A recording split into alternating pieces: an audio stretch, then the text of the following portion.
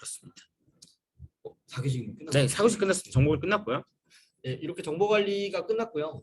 네, 응용은 시작하기 전에 앞서 말씀을 드리자면 4교시가 아직 답안지 문제를 못 받았어요. 문제지를 저희가 아직 구하지 못해서 4교시는 준비가 안 돼서 지금 일단은 1, 2, 3교시 형태로 준비가 되어 있고 4교시 같은 경우에는 저희가 그 다른 어떤 곳보다 더 좋은 품질로 해설지를 만들어 드리고 그다음에 강의를 또 진행을 할 거예요. 그래서 좀 그 부분에 대해서 양해를 부탁드리고 혹시라도 응용 문제지를 나중에 보내주시면 제가 나중에 필요하신 것들을 질문을 주시면 제가 거기에 대해서 개인적으로 답변을 드릴 수 있도록 하겠습니다. 하지만 지금 시점에서 응용 문제 별로 안 궁금하시겠죠? 그럴 수 있을 것 응용을 같아요. 별로 안 치셨기 요즘에 때문에. 응용 치시는 분들이 관리가 있으신 분들은 응용을 치시더라고요. 네. 관리 양술사 하러 가기 때문에. 네, 그런 분들이 많이 있고 그리고 그렇게 된 이유 중에 하나가 합격자가 또 많이 안 네, 나오다 그러니까. 보니까 막 2명 뭐 이렇게 1명 이렇게 합격하고 싶은 통합돼야 돼요. 네. 통합돼야 됩니다. 아마 통합된다는 얘기는 있거든요. 지금 관리만 3회차로 또 시험을 보고 있고 응용 합격자가 이렇게 많이 줄어드는 상황이기 때문에 나중에 통합에 대한 부분들도 생길 수 있지만 그래도 네, 나름 열심히 준비해봤습니다. 문제로 바로 넘어가시죠. 보시면 좋을 것 같고요. 이 응용 시험 문제도 관리와 마찬가지로 고전 문제들이 이제 COS 네트워크 네. 응용을 하려고 하는데 네, 응용을 바로 하려니까 바로 난 응용을 안 봤으니까 바로 또 이제 또 그럴 수 있어요. 네, 근데, 맞습니다. 근데 제가 응용 문제를 왜 또 그 준비를 하면서 했냐면은 응용 문제가 또 어떻게 보면 관리스러운 문제들이 굉장히 많이 있어요. 그리고 이거 교차 출제되는 거 아시죠? 네. 이거 무조건 사실 그 극단적으로 응용스러운 문제 빼고는 관리 문제에서 담아두셔야 돼요. 그래서 좀 이렇게 또 분명히 그 다음에 나올 수가 있고 그리고 제가 또 이 문제에 대한 부분들에서 어떤 포인트를 집어야 되는지 그런 부분들 위주로 말씀을 드릴 테니까 짧게 하겠습니다. 그래서 이제 DID, SOC, V인과 컨테이너. DID는 아마 조금 생소하게 들리신 분들도 있을 것 같아요. 근데 그 스마트 사이니지, 디지털 사이니지. 네, 스마트 사이니지, 디지털 사이니지 이런 문제였고 SOC 구조 아마 83회차 때 출제가 됐던 문제입니다. 그리고 최근에는 저희가 이제 FPGA랑 ASIC 이제 그런 토픽들을 보셨을 텐데 그쪽에 관련된 시스템 설계에 대한 부분들이고 127에도 응용도 못 받았습니다. 네, 일단 네, 그리고 버스 중재 방식, 그다음 유로모픽 반도체. 이거 우리 어디서 봤었죠? 어디서 봤었죠? 앞에서 관리에서도 나오고, 응용에서도 나오고. 왜 예전에도 이런 케이스 한 번 있었는데 SDDC 문제가 그렇죠. 관리에서도 나오고 응용에서도 나오고.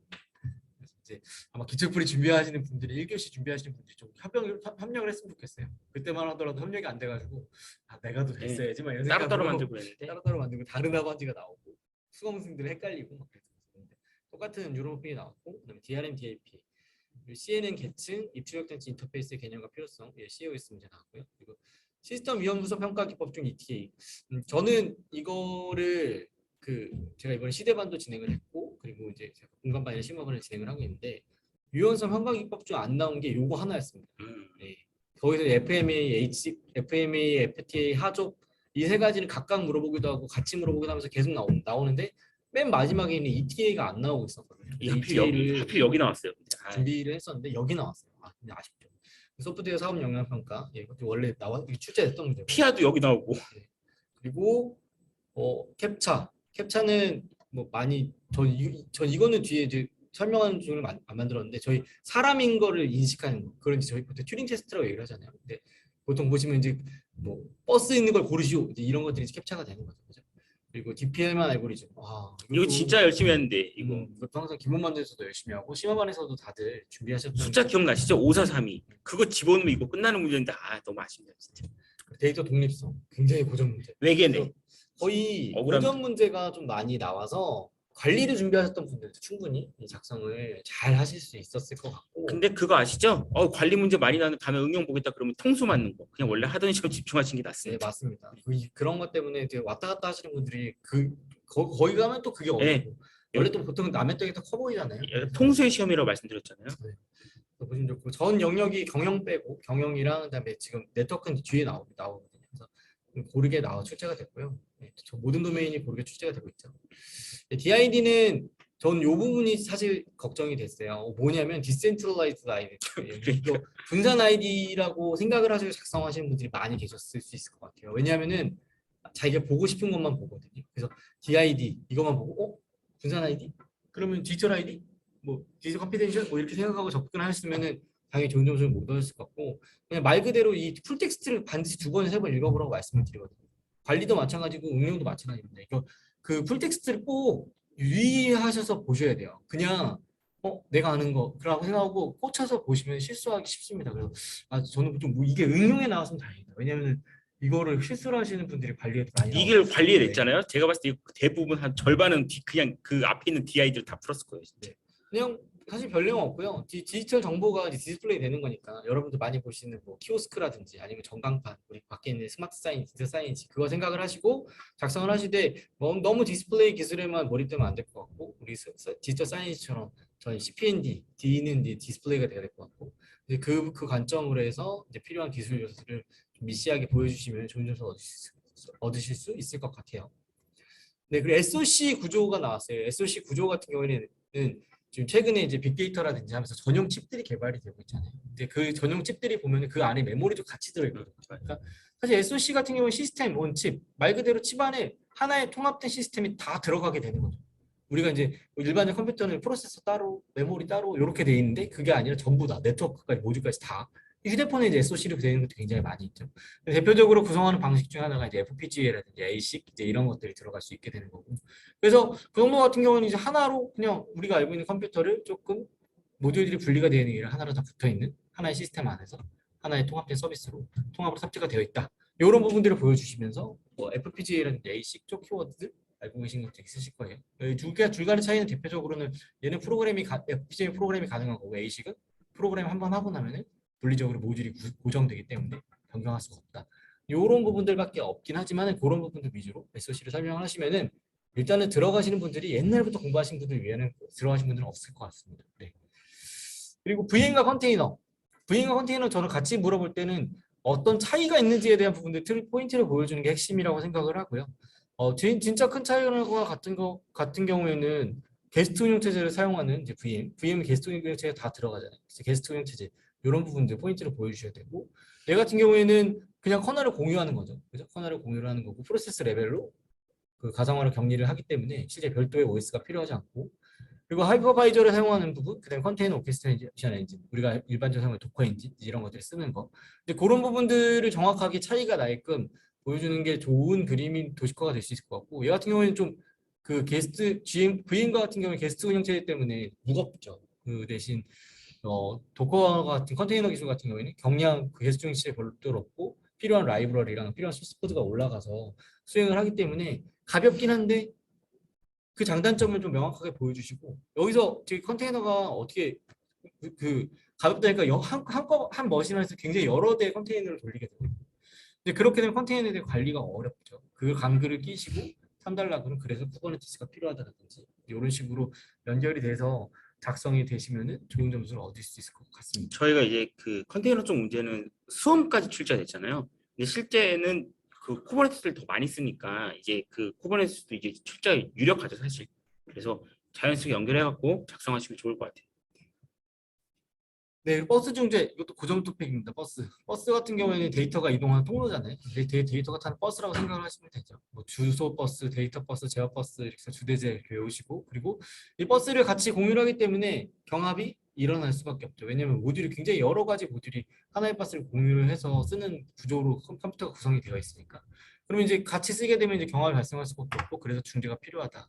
그 부분에 대해서 작성을 하시고 이 도식화는 그 제가 이제 어떤 사이트에서 한 건데 제가 이제 모의고사에서 제가 이거 그렸던 도식화거든요. 굉장히 단순화해서 원래 이거 사실 복잡하게 그려져 있는데 최대한 단순해서 그렸던 그림이 거기 딱 올라가 있더라고요. 그래서 반가워서 스크린샷을 했는데 별건 없습니다. 중앙 집중식 분산식, 병렬, 직렬. 이 선 모양만 보면 아시겠죠? 정보 관리 나오기 어려운 문제. 완전 컴퓨팅 전용 문제. 선 딱 보면 알아요. 일단은 그냥 그래도 상식까지 뭐 혹시라도 나오게 되는 경우에는 이 도식화까지는 모르시더라도 별거 없거든요. 중앙 집중 분산 우리가 생각하는 반대되는 개념이잖아요. 병렬, 직렬 우리가 생각하는 약간 반대되는 개념이죠. 이런 식으로 중재를 한다라는 것만 갖고 이걸로 조합으로 이게 두 개 조합하면 키워드 4개 나오죠. 그죠? 4개 받을 수 있는 거.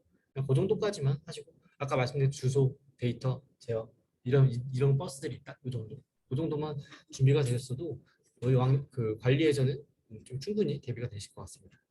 네, 뉴런핀 또 나왔어요. 저는 뉴런핀 같은 경우에는 뭐 뉴런, 시냅스, 그때 고속 내부 채널, 얘네 채널이 연결돼 있죠. 그리고 SNM을 사용해서 작습을 하게 되죠. 그 정도 키워드 그리고 앞에 설명을 해주셨기 때문에 그래서 준비를 많이 하는 건 아니고 앞에 설명을 충분히 해주셨기 때문에 그 내용이랑 같이 참고해서 보시면 좋을 것 같고요.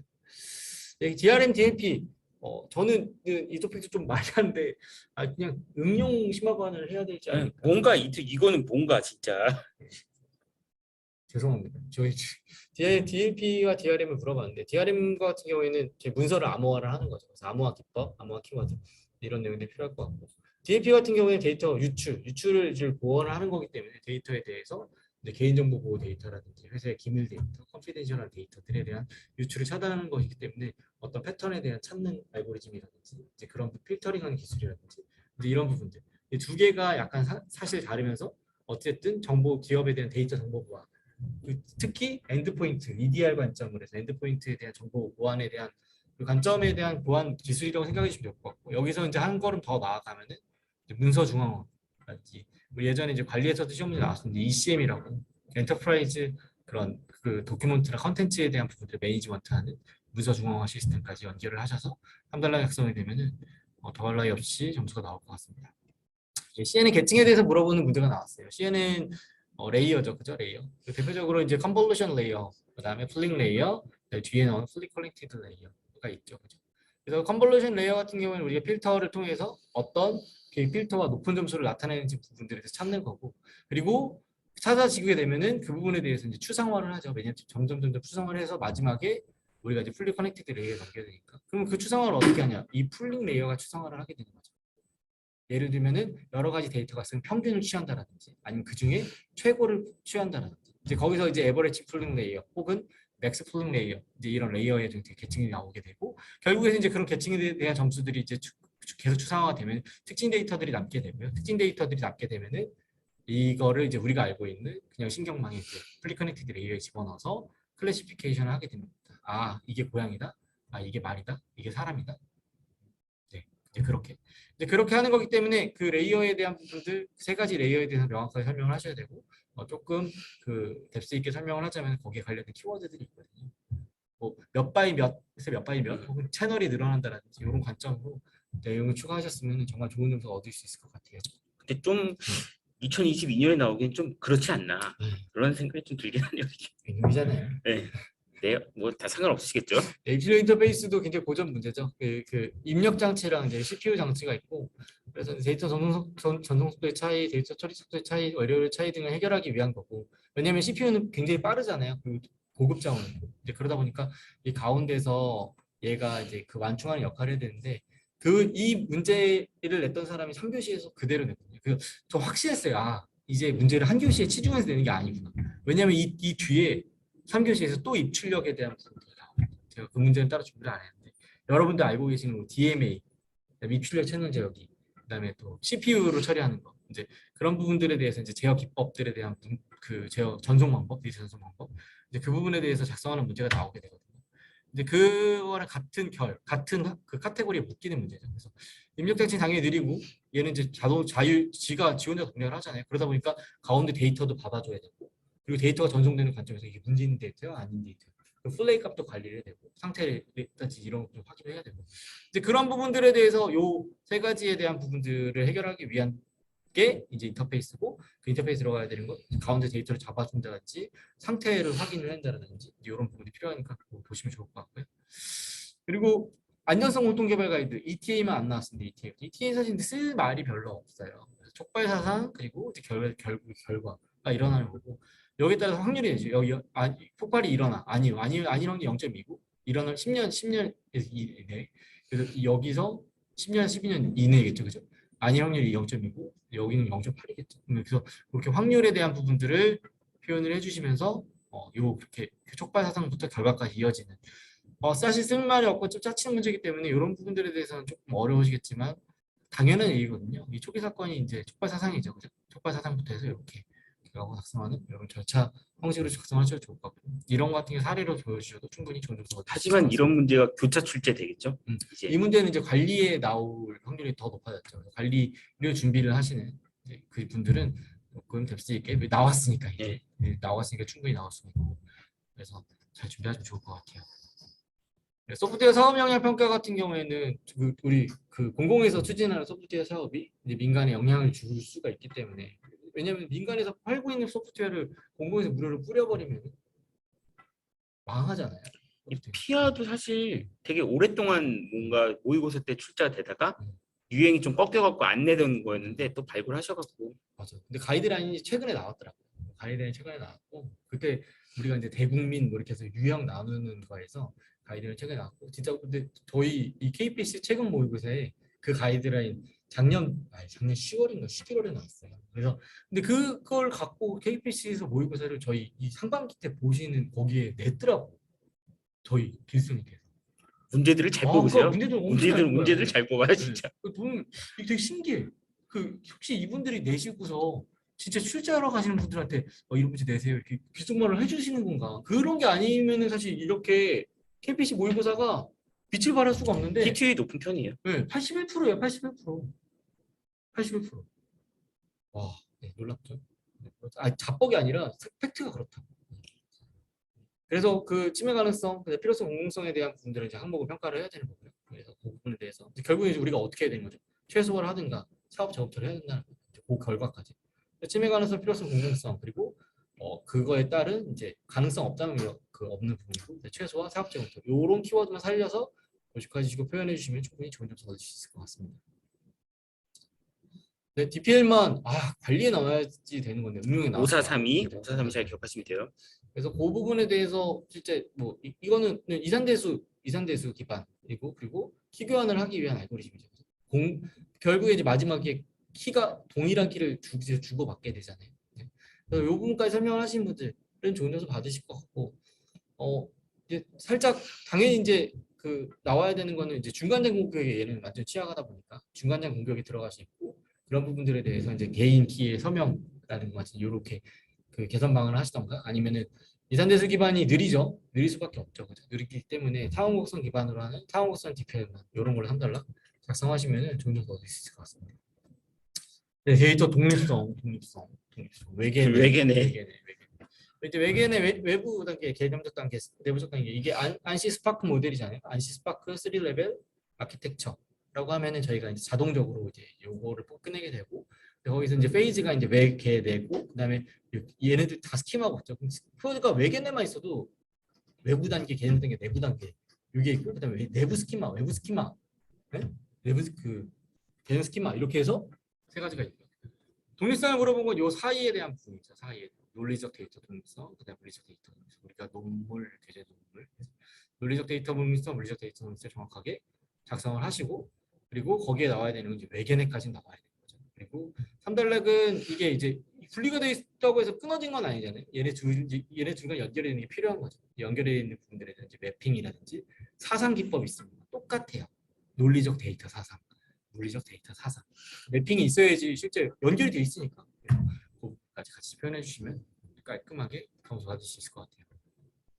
네, 이 교시는 좀 진짜 고정 네. 문제가 많이 나왔어요. 그래서 IP100 주소, 포트, 전자밀 주소 이거 어떻게 써야 되나? 그죠? I/O 전송 방식 이 문제가 말씀드렸던 것처럼 아까 인터페이스 문제랑 같은 카테고리에 있는 문제입니다. 네. 그래서 꼭 1교시 문제를 못 봤으면은 절대로 그냥 보고 싶지도 않아 씌워놓지 마시고 그저 관련된 토픽이 뭐가 있는지 이렇게 한번 훑어보는 식으로 짧게 보시면은 도움이 됩니다. UAM 스마트 그 디지털 서비스 쪽 문제가 나왔죠. 그죠? 관리에 나왔어요. 네. 아쉽네요. UAM 같은 경우에는 휴마원에서는 아마 여기까지 KUAM 로즈까지 다 쳤을 거예요. 근데 물론 디테일하게 준비하신 분들이 많이 입수하는 분들도 있겠지만 살짝 좀 아쉽긴 하죠. 관리해서 좀 관리해서 준비를 하셨던 토픽 중에 하나였을 텐데. 그리고 보안관 그 융합 보안관제 시스템. 융합 보안관제는 사실 딱히 별건 없습니다. 그냥 저희가 알고 계시는 그냥 소 쓰시면 돼요. SOAR 쓰시면 썰푸는 되고. 문제, 썰푸는 문제. SOAR 우리 소시팁 이렇게 해서 외우시잖아요.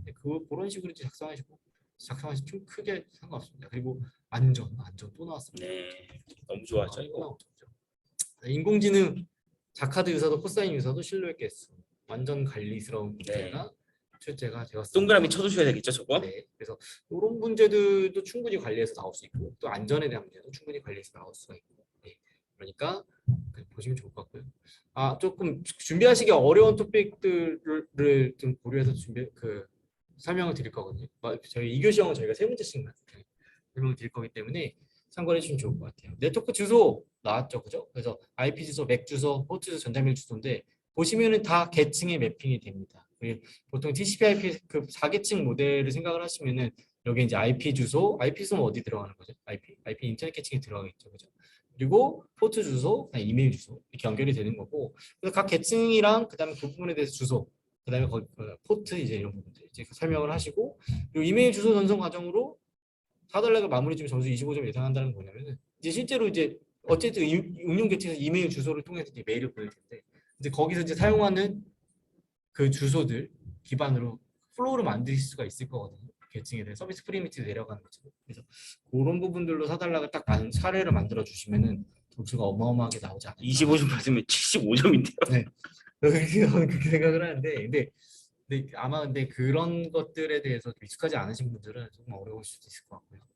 입출력 전송 방식 말씀드렸던 것처럼 그 별건 아닙니다. 그래서 입출력 전송 방식, 입출력 제어 방식에 얘기를 하는데 물론 전송 방식이라고 하면은 요 4가지죠. 중앙 처리 제어 방식에서 두 가지가 있고요.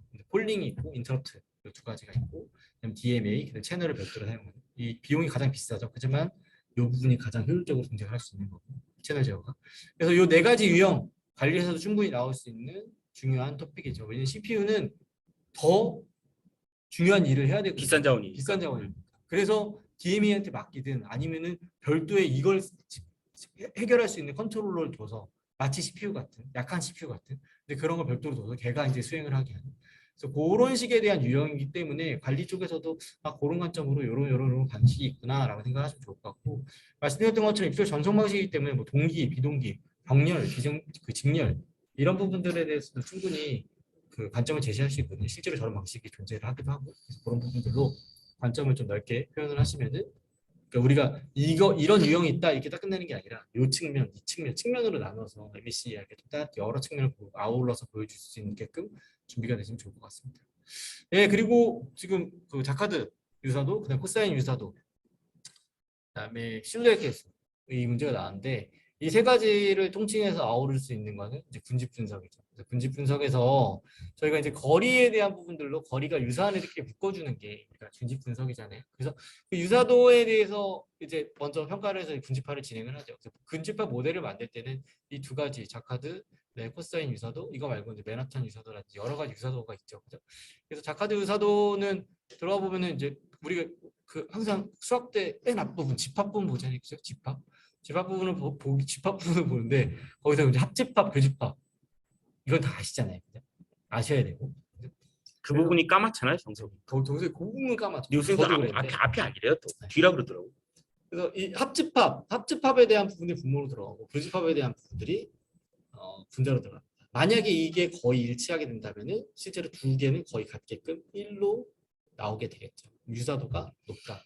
보통 이거 같은 경우에 또 저희가 이제 저희 이미지 객체 인식을 할 때 이제 IOU라 그래서 이제 그 평가 지표가 있잖아요. 이제 거기서 쓰는 개수가 자카드 유사도를 쓰게 되고 이 2개의 어떤 집합 형태에 대한 데이터들에 대해서 그 데이터가 얼마나 유사한지 이제 그런 것들을 보기 위해서 자카드 유사를 쓰고, 코사인 유사도는 이 벡터라는 거죠. 우리가 이제 워드 인베딩 하게 되면 워드가 이제 벡터가 되잖아요. 그죠? 벡터 형태로 인베딩이 되고 나면은 15 스킵그램 모양으로 해서 이제 벡터 형태로 만들죠. 그죠?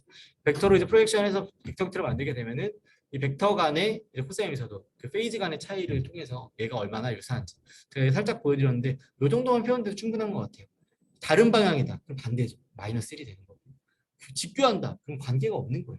집교하는 거 서로 관계가 없는 건 0이 되는 거고, 둘이 동일한 방향을 바라볼 때 1에 가까운 거. 이게 가장 쉬운 그림이더라고요. 가장 전 이런 것들은 가장 쉬운 그림이 조금 좋은 요소로 보일 수 있다고 생각을 하고, 그리고 여기 이런 식들 준비하신 분들도 계실 거예요. 보시면 이제 벡터의 이 크기죠, 그죠? 놈이라고 얘기하고 벡터의 놈이랑 그다음에 위에 벡터의 내적 이걸로 통해서 이제 코사인 유사들을 구하는 거죠. 그리고 실루엣 계수인데 실루엣 계수는 군집 분석에서 저희가 모델을 만들었어요. 이 모델이 과연 좋은 군집 모델인가? 라는 거죠. 그러니까 우리가 그 만약에 K민즈나 이런 걸로 그 군집화를 하잖아요. 그럼 K 개수를 어떻게 정의를 하느냐예요. K 개수를. 그래서 우리가 뭐 2개로 하든지 3개로 하든지 4개로 할 수 있잖아요. 그러면 우리가 이럴 때 언제 몇 개로 했을 때 이게 좋은 군집 모델이 될 수 있을까? 뭐 2민즈, 3민즈, 4민즈, K민즈에서 K값을 이렇게 바꿀 수가 있습니다. 그리고 그 군집화에 대해서 적정한 평가를 하기 위해서는 이 실루엣 개수를 사용을 해서 진행합니다. 보시면은 사실 그렇게 어려운 개념은 아니고 점 하나를 지정을 하고 그 이 점과 이 내부 자기의 동일한 군집 간의 거리, 그 다음에 외부의 거리, 이쪽 집단 그 오른쪽 집단도 있고 아래쪽 집단도 있는데 그 중에 최소에 대한 거리, 그게 이 거리가 이제 BI가 되는 거고요. 그리고 이 내부의 거리가 훨씬 작겠죠 당연히 내부 간의 그 플러스 내부 간의 거리, 그 거리가 이제 AI가 되는 거고. 맥스는 이제 AI, BI 중에 큰 값이 이제 그게 되는 거고. 거기에 대해서 이제 실루엣 캐스트 중에서 1에 가까워지게 되면은 이게 좋은 군집 모델이구나. 잘 군집이 형성이 되어 있구나. 이제 그렇게 생각을 하시면 되는 문제이기 때문에 이 군집 분석 전체에 대한 플로우를 그려주시고 이제 거기서 사용하는 유사도 그리고 개수 이 부분까지는 정확하게 흐름을 보여주셔야지 좋은 점수를 얻을 수 있을 것 같습니다. 네, 3교시는 네트워크 문제. 저는 사실 네트워크 문제 이런 문제 좋아하거든요. 답이 있는 문제. 흐름지에 오르죠. TCP 헤더 이것도 사실 저 준비했어요. 여러분들 TCP 헤더 그러면 되게 어렵게 느껴질 수 있는데 그런 건 당연히 그냥 외우면 되는 겁니다. 그냥 남겼다서 그냥 외워버리면 되는 거예요. 근데 거기서 저희가 TCP를 하게 되면은 3웨이 핸드쉐이킹을 하죠. 3웨이 핸드쉐이킹을 하면 항상 거기 우리 쓰시잖아요. 신, 에크, 핀 이런 거 쓰시잖아요. 근데 그런 값들이 제어 플래그죠. 그죠? 급하다, URG, urgent. 이제 그런 값들에 대한 플래그의 종류고 저는 요거까지 준비를 했던 것 같아요. 왜냐면 저는 응용이니까.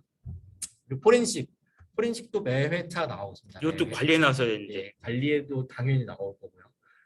거의 비슷한 문제예요. 근데 뭐 얼마나 다르겠습니까? 네트워크 뭐 TCP 덤프, 와이어샤크 뭐 이런 거 쓴다고 메모리 덤프 이런 네, 것도. 시스템 든 거 뭐 그 메모리에서 하는 거 이제 이런 것들 그 도구도 막 쓰고 하실 텐데 그런 그 툴들만 사실 조금씩 다를 뿐이지 거의 포렌식 같은 경우에 너무너무 중요하니까 잘 준비해 주시면 좋을 것 같고요. AI 애저 서비스 전 조금 위험할 것 같아요. AWS와 렉스를 그냥 그대로 벤더를 그냥 거기다가 박아서 시험 문제 나온 건 사실 처음이거든요. 사실 이게 그냥 MS와 윈도우 이를 물어본 거랑 크게 다르지가 않아요. 그러니까 원래는 이제 기술사 시험에서는 이제 특정 벤더를 지칭하거나 상용 서비스를 잘 안 나왔다면은 아무리 AWS 많이 쓴다 그래도 이거 렉스랑 AWS 이렇게 명시한다는 게 좀 위험한 문제가 아닌가 싶긴 하네요. 네. 이거는 공단의 이의를 네, 응용을 보신 분들에 한해서 공단의 이의를 제기를 하셔도 공단에서 뭔가 이 문제에 대한 부분들은 평가를 이를 일단 제기하실 분이 없을 것 같네요. 네. 근데 이의를 제기하게 되면 신원을 밝혀야 될 수 있기 때문에 그 부분은 사실 위험하니까 합격할 때까지는 신원을 밝히지 마세요. 네. 근데 좀 위험한 문제가 출제가 됐고 검수가 좀 제대로 안 됐던 것 같아요. 살짝 좀 아쉽더라고요. 그리고 212는 우리 테스트 기본 표준이죠. 테스트 기본 표준이고 관계 데이터 무결성, 우리 무결성은 개참 속삭기 이렇게 외우시잖아요. 거기서 이제 개체 무결성, 그리고 참조 무결성. 무결성이 나왔죠. 개체 무결성, 참조 무결성, 개체 무결성이 키에 대한 거고 키 값은 같아서는 안 되고 뭐 난널이고 뭐 이런 것들. 참조 무결성은 외래키고 그 외래키에 들어가는 내용은 다른 키에 이제 프라이머리 키워야 되고 그 널일 수 있고 널도 가능하고. 네. 그래서 그런 차이를 보여주셔야 되는데 그거를 이제 좀 내용을 보여주시기 좀 짜치실 거예요. 저는 이런 경우에는 거의 사리를 좀 많이 썼거든요. 내용은 왜냐면 3페이지는 채워야 되잖아요. 이게 저희니까. 그렇게 작성을 하시면 될 것 같고. 네, 그래서 제가 그 프로토콜 설계 고려사항은 그 4가지입니다. 4가지인데 그 중에 3가지 물어봤더라고요. 4가지는 주소 표현, 우리 URL 쓰고, IP 쓰고, MAC 쓰고, 그리고 전체로 보낼 때는 멀티캐스트 쓰고, 그다음에 하나로 보낼 때 유니캐스트. 이제 이런 주소 표현에 대한 부분이 있고요. 그다음에 오류 제어 있습니다. 알고 계시죠? 백에 BC, FEC 해가지고 다시 그냥 패킷을 보내느냐, 아니면은 그냥 받은 수신자 쪽에서 그냥 고치느냐, 그런 것들이 있고. 흐름 제어는 슬라이딩 윈도우입니다.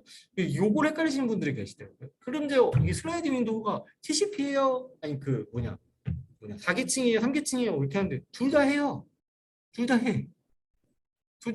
그냥 자기 계층에서 자기 역할을 하는 거야. 중복된 역할이 있을 수도 있죠, 당연히. 그죠?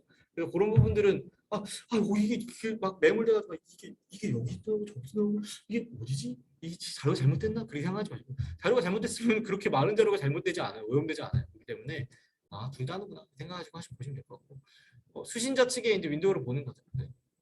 그리고 전송 방식은 이제 단방향 반 그다음에 반이중 전이중 그래서 세 가지 보시겠습니다. 요 세 가지가 프로토콜 설계 고려사항이고 요 고려사항에 따라서 이제 프로토콜을 설계 만드는 거는 서비스 프리미티브를 보고 만들게 되죠. 그래서 4달러는 서비스 프리미티브가 나오면 좋을 것 같고 처음에 1달러 같은 요 네 가지를 개발적으로 제시해 주시면 좋을 것 같고요.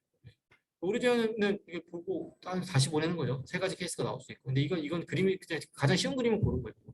이 슬라이드 윈도우를 쓴다는 건 에크를 쓴다는 거예요. 에크. 저희가 쓰는 에크. 에크라는 게 다시 내가 하나 더 보내달라고 요청을 하는 거잖아요. 그러니까 내가 다 받을 수 있어라고 얘기를 하는 거. 그 에크에 따라서 슬라이드 윈도우로 관리를 하죠. 그리고 단방처럼 한쪽으로만 나가고 그 단위중은 얘가 쓸 때는 그 위가 보낼 때는 받는 게 안 되고 근데 반면 받을 때는 또 보낼 때는 안 되고 그게 반이중. 전이중은 두 개 책을 쓰기 때문에 둘 다 별거 아니죠. 개념적으로만 그냥 상식적으로만 알고 계셔도 충분히 건너무지 이런 것들을 준비할 수 있고 그리고 R은 내용에서 오류 제어, 흐름 제어는 작성할 수 있었을 것 같습니다. AI 애저 서비스 조금 그 AI 애저 서비스라는 토픽은 좀 좋아했거든요. AI라는 게 기업에서 다 되게 하고 싶어 하는데 인프라 구축부터 시작해서 뭐 플랫폼이라든지 그런 것들이 되게 어렵잖아요. 그래서 그런 일련에 필요한 서비스들에 대해서 어떤 하나의 우리가 알고 있는 아마존 그 AWS 렉스처럼 음성 그 챗봇 서비스처럼 이제 그렇게 그런 자동화된 서비스도 있지만은 어떤 데는 프레임워크까지만 준비가 되면 자기네들이 소스 코드 올려서 자기 것들을 하고 싶은 데도 있을 거고 아니면 인프라만 주어지면 자기네들 프레임워크 올려서 쓰는 데도 있을 거고 여러 분야에 대해서 필요한 부분들이 다를 거거든요. 그래서 그런 부분에서 서비스 측면, 플랫폼 측면, 프레임워크 측면, 인프라스트럭처 측면 이거에 대한 부분 이건 뭐냐 네이버 그쪽에 사이트에 있더라고요.